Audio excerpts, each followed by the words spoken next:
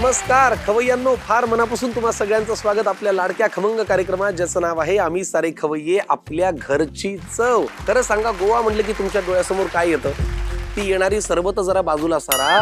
गोव्यामध्ये खाद्य संस्कृती सुद्धा फार महत्वाची आहे. आता खाद्य संस्कृती म्हणलं गोव्याची की आपल्या समोर येतो तो मांसाहार, असं नाहीये. गोव्यामध्ये व्हेज म्हणजे शाकाहारी सुद्धा फार सुंदर मिळतं, कारण तिथल्या मातीमध्ये एक वेगळा गंध आहे, तिथल्या निसर्गाचा एक वेगळा रंग आहे आणि तिथल्या मसाल्यांची एक वेगळी चव आहे. हे सगळं जेव्हा एकत्र येतं तेव्हा होते गोव्याची अस्सल खाद्य संस्कृती.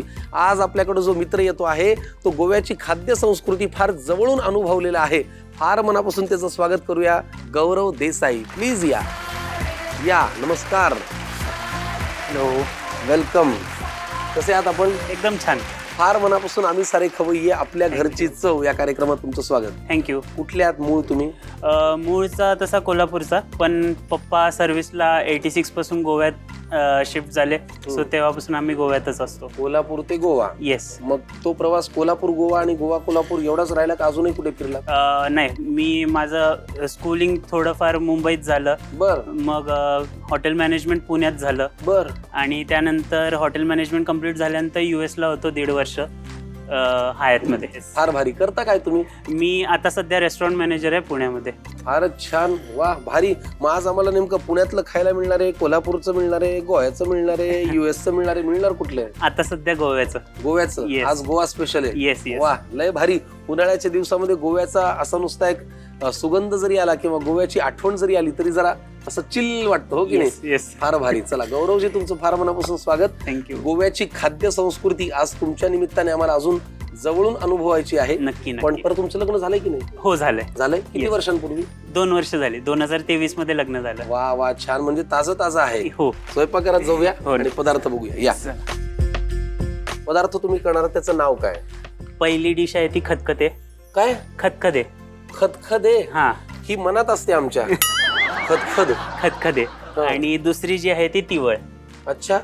एरवी आपल्याला बायकोने मनासारखा स्वयंपाक केला नाही तर मनामध्ये जी असते ती खतखदे, पण ही खतखदे वेगळी आहे, हा पदार्थही वेगळा आहे. गौरवजींकडनं बघूया, लागणारं साहित्य घेऊन या प्लीज. खतखदेचं साहित्य आपल्या समोर आहे. हो. हो ना? बरं, गौरव देसाई तुमचं नाव. तुम्हाला लाडाने लोक काय म्हणतात?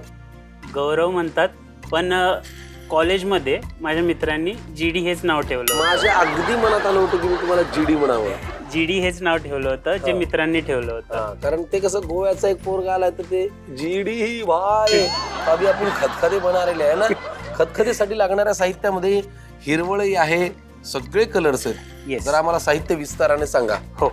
खतखतेसाठी लागणारं आपलं साहित्य आहे गाजर, वांगी, रताळे, भोपळा, शेवग्याची शेंग, कच्ची केळी, ड्राय रेड चिली, बटाटा, भिजवलेली तूर डाळ, खोबरे, रेड चिली पावडर, हळद, कोकम, काळी मिरी, मीठ आणि त्रिफळ. वा, फारच छान.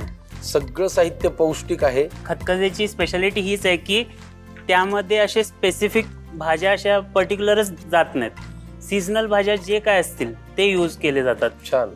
कणीस पण वापरतात, नंतर सुरण वापरतात. अरे वा. चला, खतखदेसाठी लागणारं साहित्य तुम्ही पटापट लिहिलेलं असेल. कृती आम्हाला झटाझट करायची आहे. काय करायचंय पहिल्यांदा? सो पहिले आपल्याला हे भाज्या चिरून घ्यावे लागतील. वा, पहिल्यांदा काय? गाजर. गाजर. शेफ म्हणून काम करताय ना तुम्ही? बर. एखादा अनुभव? माझा पहिला एक्सपिरियन्स होता. जबाबदारी मोठी होती. येस. घरातली जबाबदारी कोणाकडे असते? ती वाईफ. पण कधीतरी चेंज म्हणून हा. आज तू करणार आहे GD असं होत नाही? हा, म्हणजे तिला जर कॉन्टिनेंटल खायची इच्छा झाली तर ते मी बनवतो, आणि घरगुती खायची इच्छा झाली की ते मग ती ती करते. बनवते. छान कॉम्बिनेशन. पण तिला माझ्या हातचा चहा आवडतो. अरे बापरे. जास्त करून. वा. पुढे काय करायचं? आता हे आपल्याला शिजवून घ्यायचं घ्या. मग कशात? कुकर मध्ये? कुकरमध्ये. आता ह्याच्यात आपण आधी तूर डाळ घालणार आहे. हा, किती वेळ भिजवली तूर डाळ? ही तरी 5 ते 6 तास भिजवली होती. बाबो. भाज्यांच्या फोडी. भाज्यांच्या फोडी. तूर डाळी बरोबर छान कुकर मध्ये हो. शिजवायला ठेवा. त्याच्यासोबत आपण हळद घालणार आहे, मीठ, जेणेकरून ते भाज्या शिजताना त्याच्यातच ऑलरेडी मिठाची टेस्ट येऊन जाईल. बस, परफेक्ट. पुरे का? हो. आणि कोकम. वा, हे अस्सल गोव्याचं आहे ना? हो. कोकणातलं. 5 ते 6. 5 ते 6. बस बस बस बस. पुरे येस. मस्त छान. जीडी अभी क्या आता करेंगे दोस्त? ह्याच्यात आणखी थोडं पाणी घालून कुकर हे भाज्या शिजवून घ्यायच्या. बरं मला एक विचारायचं आता हे शिजेपर्यंत, गोव्याहून पाहुणा आला म्हणलं की आम्हाला असं वाटतं काहीतरी कोलंबी फ्राय देईल, पापलेट, सुरमई मसाला. तुम्ही तर भोपळे आणि वांग्यावरती आलात. हे कसं काय? हा पदार्थ का दाखवा असं वाटला? गोवा म्हटलं की लोकांना फिश हेच माहिती आहे. फिश किंवा फेनी ह्याच्या व्यतिरिक्त गोव्याच्या बाहेरच्या लोकांना जास्त करून माहिती नाही. जे सारस्वत ब्राह्मण होते त्यांनी ही डिश आणली गोव्यात आणि त्यांनी रेस्टॉरंटमध्ये वगैरे अशी कधी पब्लिश केली नाही. सो त्याच्यामुळे ती घराघरात राहिली आणि ती टेस्ट ऑथेंटिक राहिली. त्याच्यात काही चेंजेस झाले नाहीत. म्हणजे ही हॉटेलवाली रेसिपी नाहीये, तो गोव्याच्या घरातल्या लोकांची रेसिपी आहे जी घराघरामध्ये होत ती खतखदे. बरं तोपर्यंत मसाला वगैरे काही करायचं? आपल्याला आता ह्याची पेस्ट करून घ्यायची मिक्सरला ना. हो. आता काय ह्याच्यात हळद जाणार. बर पुरे. हा ह्या लाल रेड मिरची. चिली ह्या रंगाच्या आहेत का तिखटाच्या आहेत? तिखटाचे. बर ठीक. त्याच्यामुळे बेतानं घाला नाही तर खदखदाचं फदफद होईल. आणि ह्याच्यामध्येच काळी मिरी पण जाणार. काळी मिरी. बस बस पुरे का? तुमच्या 5 स्टार मध्येच फक्त हेल्पिंगला माणसं असतात असं काही नाही, आमच्याकडे सुद्धा आहे. या जरा, ते मला मदत करतात. मी आता रॉ मटेरियल त्यांना देतो, ते छान पेस्ट करून आणणार. ओके. Yes thank you. चांगली करा. हा